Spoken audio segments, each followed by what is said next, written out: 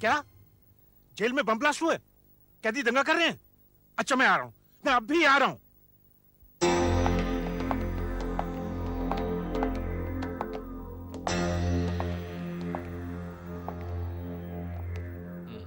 तो इस सेल से भागे हैं वो कैदी? हाँ,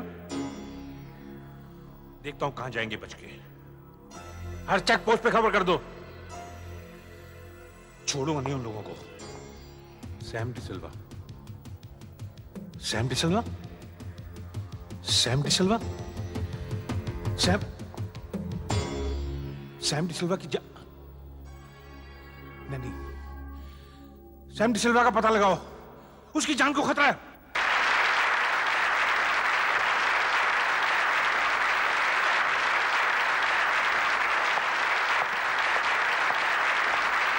शुक्रिया।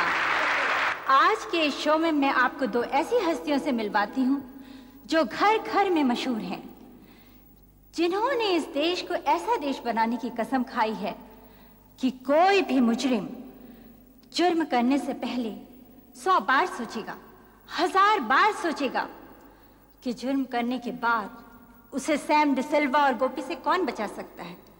जी हाँ, ये शो है मशहूर जासूस सैम डिसिल्वा और मिस्टर गोपी का। और अब मैं आपके सामने पेश करती हूँ मिस्टर सैम डिसिल्वा।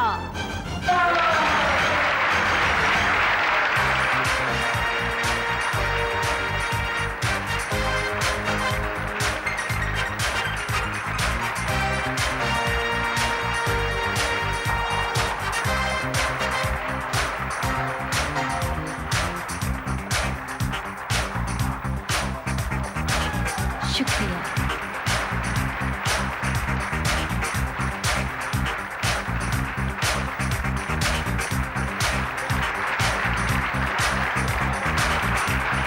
और अब मैं आमंत्रित करती हूँ आपके प्रिय मिस्टर गोपी को।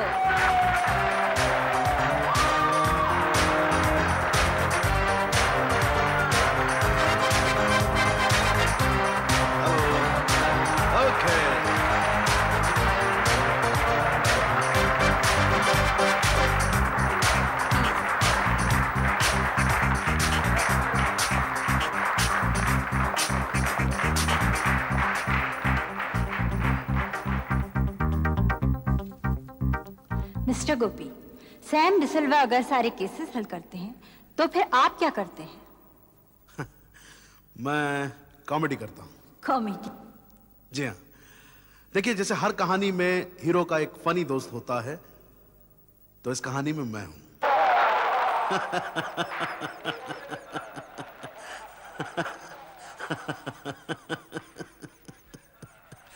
ये बात बिल्कुल गलत है।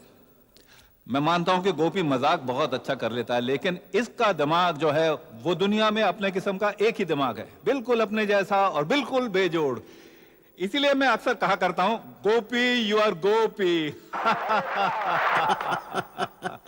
अच्छा गोपी, वो एक बहुत मुश्किल केस आया था, उसके बारे में बताओ जरा इन्हें। डॉक्टर शिरार का केस? हाँ।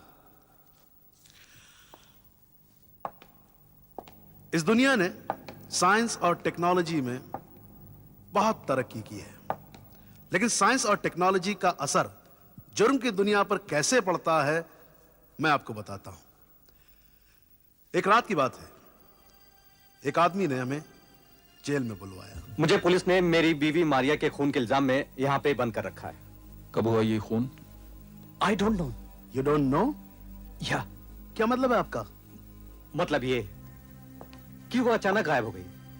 और उसकी मां का कहना है कि उसका खून मैंने किया है। लेकिन अगर वो ऐसा कहती है तो कोई तो वजह होगी। और यही वजह ढूंढने के लिए शुरू हुई तहकीकात। हम उसकी बीवी की शक्ल देखना चाहते थे ताकि उसे ढूंढने में आसानी हो। पीटर अपनी बीवी पर शक करता था और इसीलिए चोरी छुपे उसने अपनी बीवी पर एक वीडियो फिल्म बना रखी थी। इस फिल्म में हमने कुछ और किरदार भी देखे, जैसे डॉक्टर शेनॉय का किरदार। डॉक्टर शेनॉय जो कि पेशे से एक प्लास्टिक सर्जन थे। जब हम लोग डॉक्टर शेनॉय से मिले तो उन्होंने बताया कि 2 महीने से उन्होंने मारिया को नहीं देखा है। तभी अचानक वहां पर उनकी एक क्लाइंट राधा आ गई। सैम एज यूजुअल उनसे फ्लर्ट करने लगा और मैं निकलने की तैयारी। लेकिन उस रात हमें लगा कि कहीं सचमुच में ऐसा तो नहीं कि पीटर ने अपनी बीवी को मारकर उसकी लाश बंगले के पिछवाड़े में गाड़ दी हो। अपना शक दूर करने के लिए मैं और सैम आधी रात के वक्त वहां गए। एक जगह की मिट्टी कुछ ढीली थी। हमने उसे खोदा और खोदने के बाद उसमें से निकला एक कॉफिन,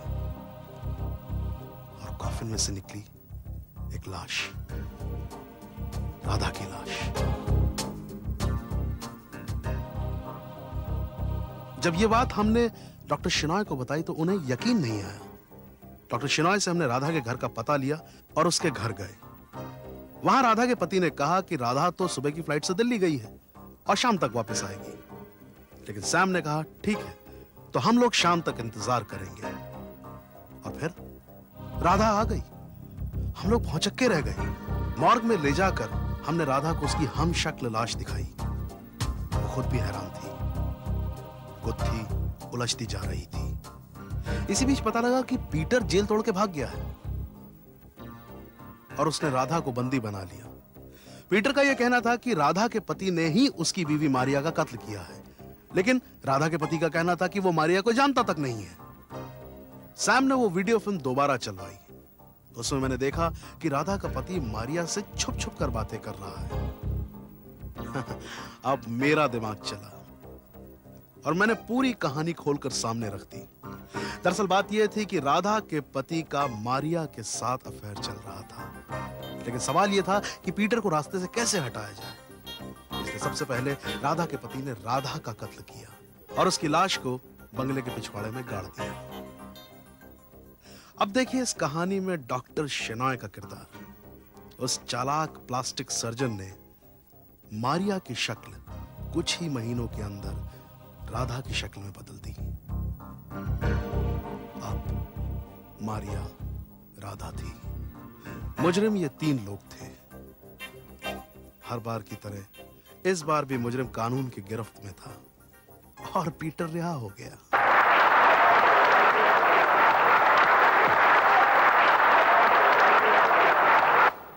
क्या सैम का कहीं पता नहीं चला? अरे पता करो, it's very urgent. Yes.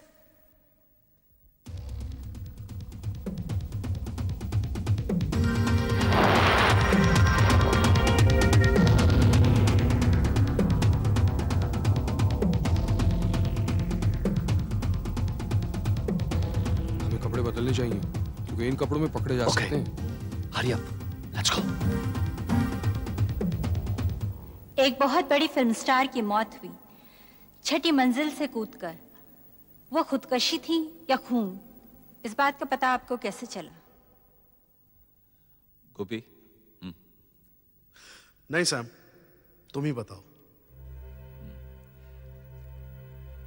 Film star सपना की जिंदगी पर लगातार हमले होते जा रहे थे और एक दिन स्टूडियो में ही सपना!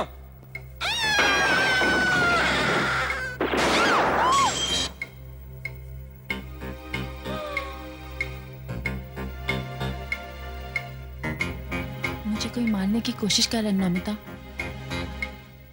सपना बहुत बड़ी फिल्म स्टार थी और बहुत अमीर थी। हम स्टूडियो में ही जाकर उससे मिले, बहुत सी बातें की। बातों के दौरान में मालूम हुआ कि उसका पति भी एक प्रोड्यूसर है और शायद उसकी नजर सपना की दौलत पर है। सपना की एक सहेली भी थी, नौमिता, और भी बहुत चाहने वाले थे उसके। इससे पहले कि हम अपनी तहकीकात पूरी कर पाते, हमें पता चला कि 6ठी मंजिल से कूदकर उसने खुदकुशी कर ली है।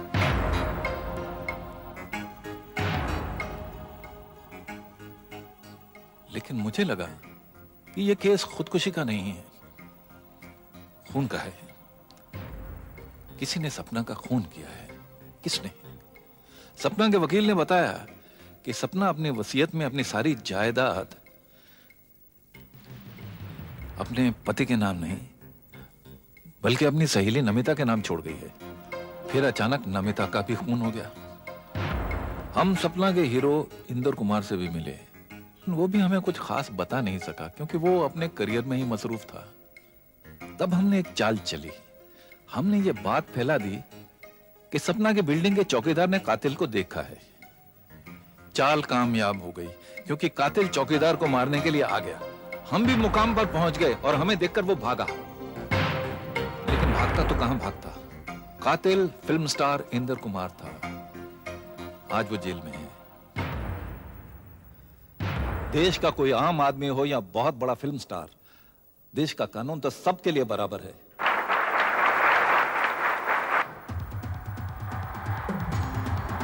गाड़ी रोको, गाड़ी रोको, रोको गाड़ी रोको, रोको। सैम साहब, कुछ अर्सा पहले इस तरह के केसेस काफी हो रहे थे कि कुछ लड़कियां सेल्स गर्ल्स के रूप में घर में घुसती थीं, औरतों का खून करती थीं, चोरी करती थीं। ये आपको कैसे मालूम पड़ा कि वो सेल्स गर्ल्स हैं? ये हमारी जनता जानना चाहिए। देखिए, हर मौका वारदात पर हमें एक चीज जरूर मिलती थी, नाटो वॉशिंग पाउडर। इसलिए हमें शक हुआ कि हो ना हो कुछ ऐसी लड़कियां हैं जो कि सेल्स गर्ल्स बनकर घरों में घुस रही हैं और उन्हीं की वजह से ये हादसे हो रहे हैं। ऐसी एक सेल्स गर्ल का तो हमने पता भी लगा लिया, लेकिन इससे पहले कि हम उसे पकड़ पाते उसकी मौत हो गई। सबको ऐसा लगा कि केस खत्म हो गया है, लेकिन एक लड़की क्या गई, दूसरी पैदा हो गई। मैं एक सेल्स गर्ल हूँ। क्या आप एक कपड़े धोने का पाउडर खरीदना चाहेंगी? हादसे फिर होने लगे, लेकिन इससे पहले कि हम इस दूसरी लड़की को पकड़ पाते उसकी भी मौत हो गई। लेकिन सिलसिला खत्म नहीं हुआ, एक तीसरी लड़की मैदान में आ गई। नमस्ते जी, मैं एक चंदा मांगने वाली संस्था की तरफ से आई हूँ। क्या मैं अंदर आ सकती हूँ? One more murder. लोग पुलिस स्टेशन में आकर कंप्लेंट करने लगे। उनमें एक था रावत, जो कि बार बार आता था और कहता था कि उसकी पत्नी का भी खून सेल्स गर्ल्स ने किया है। मैंने भेंडे से कहा कि उसकी कंप्लेंट चेक करो। रिकॉर्ड्स देखे गए तो पता चला कि उसकी पत्नी तो बरसों पहले मर चुकी है। फिर वो पुलिस स्टेशन क्या करने आता? हम पर नजर रखने के लिए। हमने फैसला किया कि हम इस पर नजर रखेंगे। पता चला कि उस रात वो दिल्ली जा रहा है हवाई जहाज से। हमने एयरपोर्ट को घेर लिया और रावत डर के मारे भागा।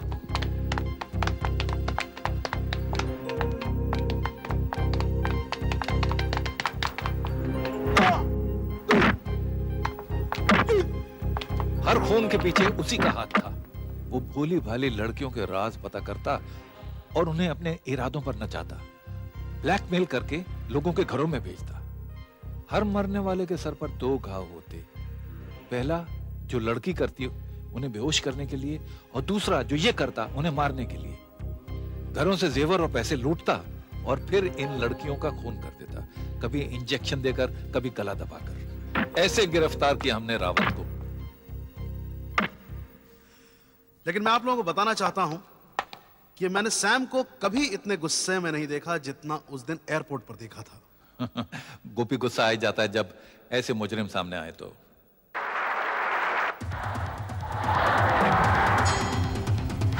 एक बात जिस पर मुझे ही नहीं आप सबको गुस्सा आता होगा, वो है टेररिज्म, आतंकवाद। आतंकवाद हिंदुस्तान का नहीं, सारी दुनिया का प्रॉब्लम है। कहां, किस रूप में आपको आतंकवादी मिल जाए, कुछ कहा नहीं जा सकता। क्या मालूम इस वक्त आपकी बगल में जो आदमी बैठा हो वो भी एक आतंकवादी हो। Be careful. सैम टीसलवा ठीक बोल रहे हैं यार। सही बात है सैम। मुझे याद है एक बार मैं और सैम ट्रेन में सफर कर रहे थे। वहां पर हमें एक शरीफ आदमी मिला जो मेरी नजर में निहायत शरीफ था, लेकिन सैम को उस पर शक हो गया। ट्रेन से उतरते वक्त सांघवी ने मुझे अपने घर का टेलीफोन नंबर दिया। सैम ने कहा वो गलत टेलीफोन नंबर है। स्टेशन पर जब मैंने फोन किया तो पता लगा वाकई गलत था, और उसके बाद पैसेंजर लिस्ट से पता लगा कि सांघवी गलत नाम से सफर कर रहा था। वो मुझसे क्या छुपाना चाहता था, क्यों? सैम परेशान रहने लगा। कोई बात थी जो उसे बार बार परेशान कर रही थी। और अचानक एक दिन उसे सारी बातें याद आ गई। इस महीने की 15 तारीख को सगाई। 21 को शादी। मनीष इंडस्ट्रियल एस्टेट, गाला नंबर 6-10 बजे है। सांघवी सांघवी। सैम, सुन रहे हो ना मेरी बात? गोपी, क्या हुआ सैम? 15 तारीख को रात के 10 बजे मनीष इंडस्ट्रियल एस्टेट के गाला नंबर 6 में सांघवी हमें मिलेगा। उस रात जब हम वहां पहुंचे तो हमें वहां पर सांघवी दिखा और उसके साथ दिखा आतंकवादियों का एक दल जिसके पास बंदूकें, कारतूस और तरह तरह के हथियार थे। पुलिस ने वहां पर छापा मारा, लेकिन उस छापे से पहले ही वो आतंकवादी फरार हो चुके थे। उसके बाद सैम ने एक टेलीफोन टैप किया एक इंस्पेक्टर का, जो उन आतंकवादियों तक हमारी एक एक खबर पहुंचा रहा था। उसके बाद दूसरा छापा मारा गया। आतंकवादी तो नहीं मिले, हाँ, लेकिन एक कागज मिला जिसको सैम ने पहले सूंघा। और उसके बाद जब उस कागज के नीचे आग जलाई गई तो कुछ ही देर में उस कागज के ऊपर एक नक्शा उभर कर आ गया। और यह नक्शा उस रास्ते का था जिस रास्ते पर मंत्री शास्त्री जी आने वाले थे। इतना हमें पता लग चुका था कि कोई मंत्री जी को मार देना चाहता है, लेकिन कौन और कहां, सवाल यह था।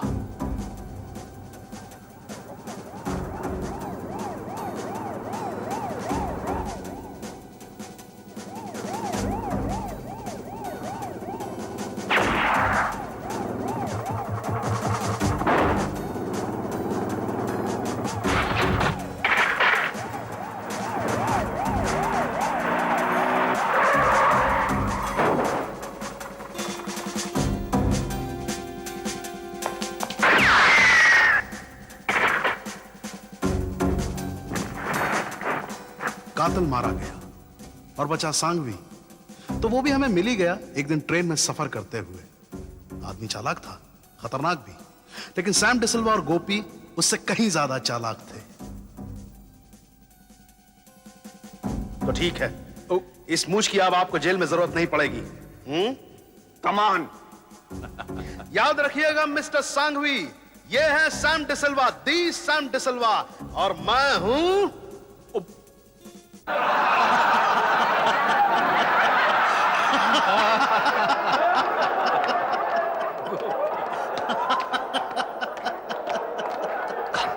This way.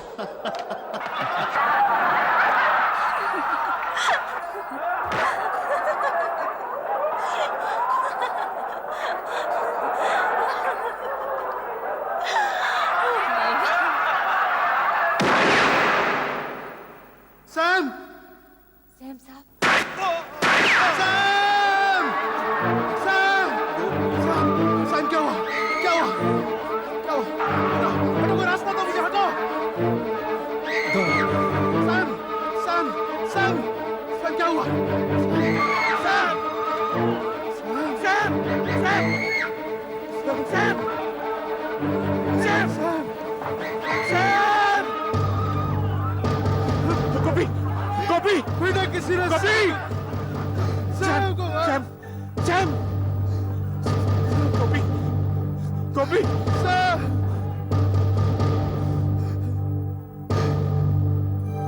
बेटा, बेटा, सैम, सैम गया बेटा।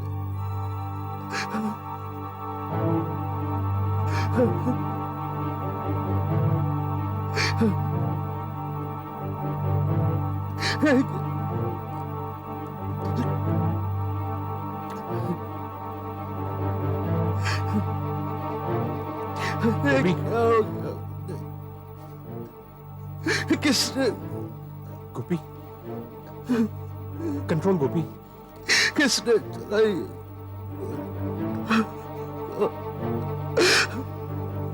Sir, sir,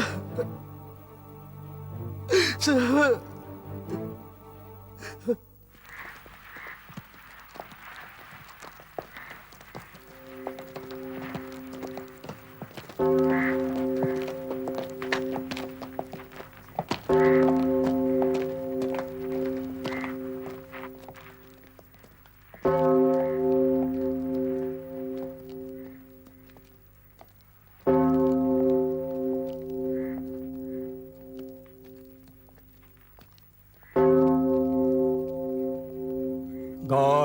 hear our prayers and be merciful to your son Sam De Silva, whom you have called from this life.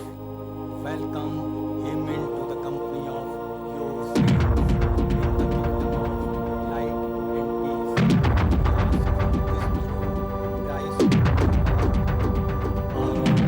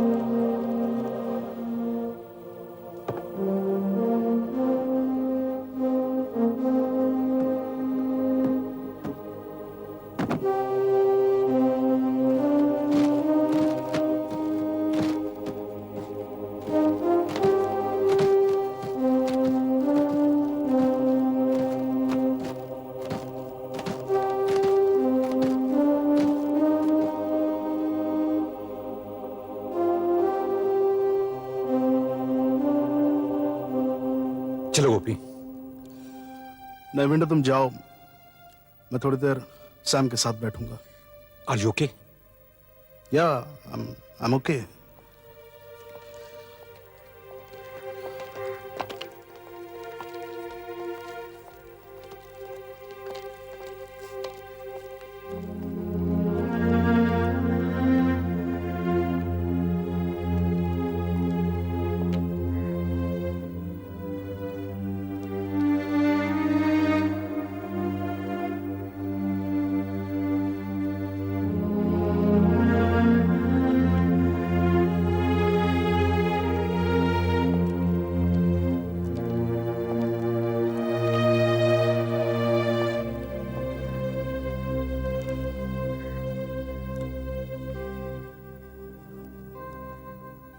Good bye Sam.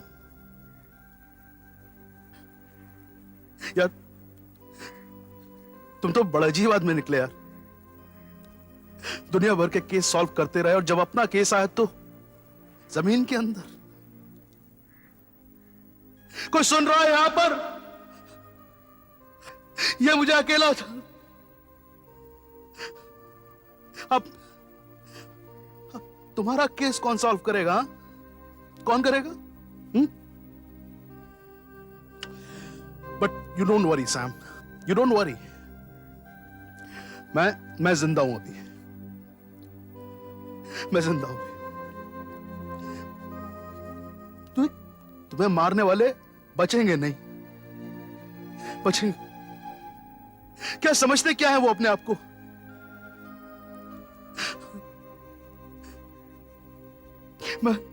मैं खत्म करूंगा उन्हें अपने हाथों से। They won't get away like this. They just won't.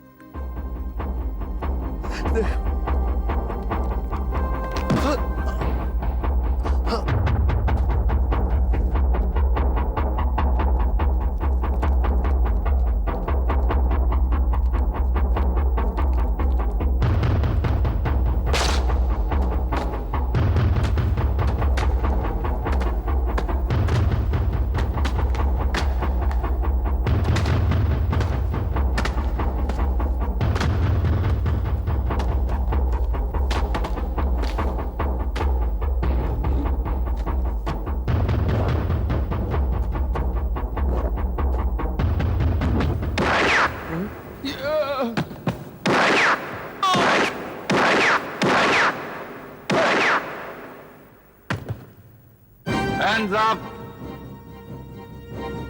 Hands up, doctor. Hands up, Inder. Hands up, I said.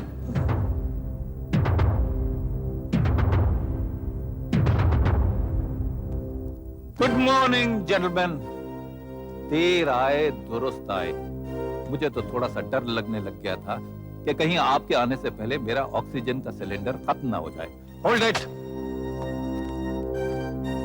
अंदाजा मेरा बिल्कुल ठीक था कि आप लोग आएंगे जरूर मेरी ग्रेव पर क्योंकि आपने मेरा खून तो कर दिया था, लेकिन शायद आपको एतबार नहीं हुआ था कि सैम डिसिल्वा वाकई मर गया है कि नहीं। देखिए उसकी कब्र खोदकर कि वो कहीं फिर से उठ कर ना आ जाए, लेकिन डॉक्टर साहब वो उठ के आ गया। आपका जेल में जी नहीं लगा है, वहां कोई मिला नहीं जिसका चेहरा बदल सके, जिस पे प्लास्टिक सर्जरी कर सके। सोचा कि सैम डिसिल्वा का चल के चेहरा बदले, लेकिन ये हो नहीं सकता। Go back to jail and you mister Inder the great film star, jail में जी नहीं लगा, कोई पब्लिसिटी नहीं, कोई नया प्रोड्यूसर नहीं, कोई साइनिंग अमाउंट नहीं, कोई घटिया विलन नहीं जिसको मारकर उसका खून कर सके। तो सोचा सैम डिसिल्वा का विलन बनाएं, उसका जाके खून करें, लेकिन दिस इज नॉट पॉसिबल। तुम वापस जेल जाओगे और आप मिस्टर सांघवी ये प्लान आप ही कर रहा होगा। हमारी जिंदगी खत्म करने वाला एक ही आदमी है, सैम डिसिल्वा। हम उसकी जिंदगी बर्बाद कर देंगे। उसने मेरा स्टारडम खत्म कर दिया, हम उसको जिंदा नहीं छोड़ेंगे। Yes, we must kill him. We will kill him. We will kill him. Dynamite से जेल को उड़ा दो, अपने गिरोह को जमा करो, बाहर चलो, सैम डिसिल्वा को खत्म कर दो और दुनिया में फिर से टेररिज्म फैलाओ। लेकिन आप जैसे लोगों के दिन अब खत्म हो चुके हैं। And you my good friend Rawat, तुम्हें तो औरतों की जेल में होना चाहिए था, क्योंकि मर्दों की जेल में तो कोई लड़की मिली नहीं होगी जिसको ब्लैकमेल कर सके और सेल्स गर्ल बना सके और भेज सके खून करने के लिए, फिर उनका भी खून कर सके। और तुम बहुत जल्दी भूल गए जो सजा मैंने तुम्हें दी थी। मेरा ख्याल है I think I have to remind you mister Rawat.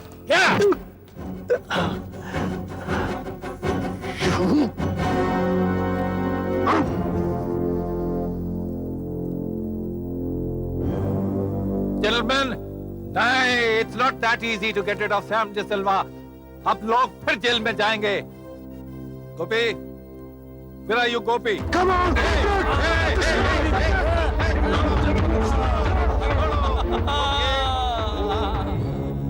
अब आया डिसिल्वा हमारे हाथ।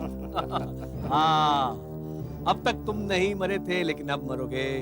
हाँ, अब जरूर मरोगे। मौका भी है, दस्तूर भी है, कॉफिन भी है और कब्र भी है। कैसे डॉक्टर? तुम समझते हो मुझे गिनती नहीं आती? मैं गिनती में बहुत तेज हूँ। हम 4 लोग हैं, 4 गोली चली और एक मेरी टोपी पे चली, 5 और छठी इसमें बाकी है। ओके, अभी देखना, ओके, अभी देखना। ऐसे डॉक्टर, मरने से पहले हर मरने वाले को एक आखिरी ख्वाहिश दी जाती है। मैं अपने लॉर्ड से प्रेयर कर लूं? Why not? Lord, forgive them because they know not what they're doing. Now you can shoot me, sir. Yes. Shoot him! Shoot him! 1, Pull the trigger! pull the trigger. And come on, shoot him.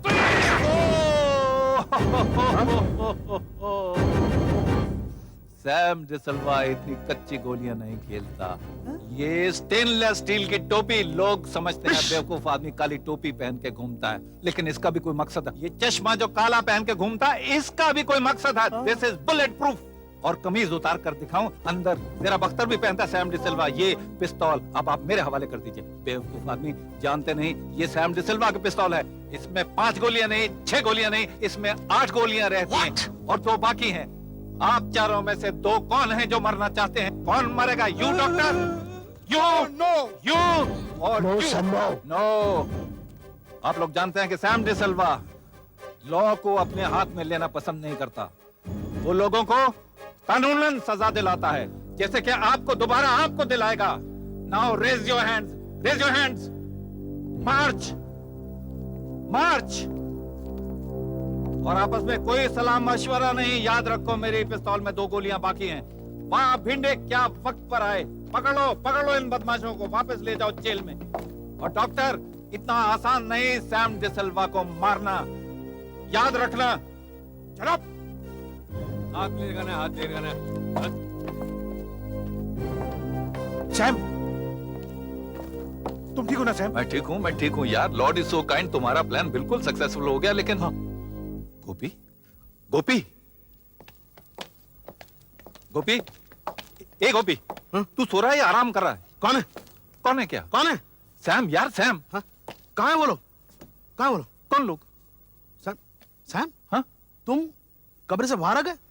यार मैं आना तो नहीं चाहता था, लेकिन इन लोगों ने जबरदस्ती कब्र खोद कर मुझे निकाला। ओह, तो इसका मतलब ये हो कि वो लोग कब्र में चले गए? हाँ, जेल गए। जेल भी तो कब्र ही होती है। लेकिन सैम, वो लोग थे कौन? लो, मुझसे पूछ रहे हो? तुमने देखा नहीं? नहीं, मैं तो बेहोश पड़ा था। बेहोश कैसे हो गए तुम? मुझे पीछे से मारा था उन लोगों ने। पीछे से मारा उन्होंने? उन बदमाशों को मैंने अच्छा सबक सिखाया। गोपी सोचो वो कौन हो सकते हैं? वही हो सकते हैं ना जिन्हें हमने जेल भिजवाया था। उनमें से 4 बदमाश जेल तोड़कर आ गए, लेकिन वापस पहुंच गए जेल में। But Sam, do you realize one thing? ये सब मेरी एक्टिंग का कमाल है। मैंने क्या चिल्ला चिल्ला के सोलोलोकी दी थी। कोई है, कोई है, मेरा दोस्त मर गया, और लोगों ने सचमुच मान लिया कि तुम मर गए। मैं सुन रहा था कब्र में से। गोपी, अगर वो मान जाते तो कब्र क्यों खोदते ये देखने के लिए कि मैं जिंदा हूं या मर गया? उन्होंने कब्र खोदी, मुझे निकाला। इसका मतलब है कि उन्हें तुम्हारी बात का यकीन नहीं आया। क्यों? शायद हो सकता है कि तुम थोड़ी ओवर एक्टिंग कर गए। ओके। वैसे तुम गोपी यार, you have done it again. नहीं You've Sam, done it again. नहीं Sam, this time I feel you have done it. अच्छा तो ऐसा करते हैं, I think Bhinde has done it. Okay. Idea इसी का था। गोपी, सब चले गए हैं। मैं एम्बुलेंस बुलवा लेता हूँ। No ambulance. Sam, Sam, Sam जिंदा हो? तुम इतना रोते क्यों हो यार? अरे सैम, तुम जिंदा? देखो और वो ये गोली? मेरी नई शर्ट खराब कर दी। ये क्या सैम? सैम क्या? इतने सालों से पूछ रहे हो कि क्या अंदर पहनते हो? देखो, इतने सालों से पहनता हूँ, पहली बार काम आया। सैम, लेकिन मुझे बताओ किसकी जरूरत हुई मेरी कमीज खराब करने की? सैम, उसको छोड़ो। अब तुम लोगों के लिए मरे रहो। क्या बात कर रहे हो भिंडे? अरे हाँ गोपी, इससे हमें सैम के किलर्स को पकड़ने में आसानी होगी। I think is got a point. Okay, okay. Gopi, idea इसी का था। बिल्कुल, अच्छा idea था। बिल्कुल। अच्छा यार, गोपी, शेक्सपियर ने कहा है parting is such sweet sorrow, but I think it can't be helped. It can't be help. मुझे जाना है यार, मैं बहुत थक गया हूं काम करते करते। कब्र में बहुत आराम कर रहा था, लेकिन अब मैं कहीं और जाके आराम करूंगा। पर कहाँ जाओगे सैम? देखो दोस्त, जहां जिंदगी ले जाए वहां जाऊंगा। कुछ दूर तो साथ चल सकता हूँ सैम। अरे जरूर यार। सैम, तुम वापस नहीं आओगे क्या? यार भिंडे, फिलहाल तो ऐसा ही लगता है, लेकिन तुम जैसे लोग अगर बहुत प्यार से याद करेंगे तो शायद आ भी जाऊं। In the meantime, bye bye. लीजिए, इस तरह हम पहुंचे हैं तहकीकात के अंत तक। आप लोगों ने सीरियल को इतना सराहा, इतना साथ दिया, हमें इतने सारे खत लिखे, तारीफ की, इसका मैं तहे दिल से आप सबका शुक्रिया अदा करता हूं। लेकिन आपसे एक बात कहना चाहता हूं कि अगर एक सीरियल आप इतना सराहते हैं, आप उसे इतना पसंद करते हैं, तो उसमें सिर्फ निर्माता, निर्देशक या लेखक का हाथ ही नहीं रहता। उसमें पर्दे के पीछे कई लोग होते हैं जिनका इसमें योगदान रहता है। मेरे पूरे यूनिट का इसमें बहुत बड़ा योगदान रहा है, और खास तौर से मैं कहना चाहूंगा कि हमारे कैमरामैन, जी हाँ, मिस्टर पंकज प्रकाश,